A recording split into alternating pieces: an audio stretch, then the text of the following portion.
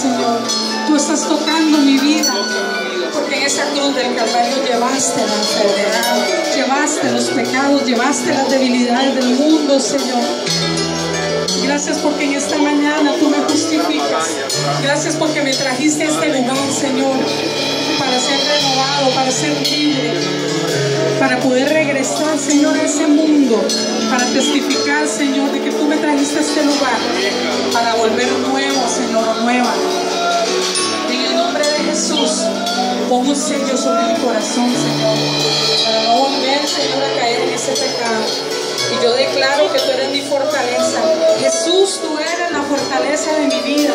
¿De quién he de atemorizarme si tú estás conmigo? Dios, en esta mañana, dígale alabanza, mi Señor.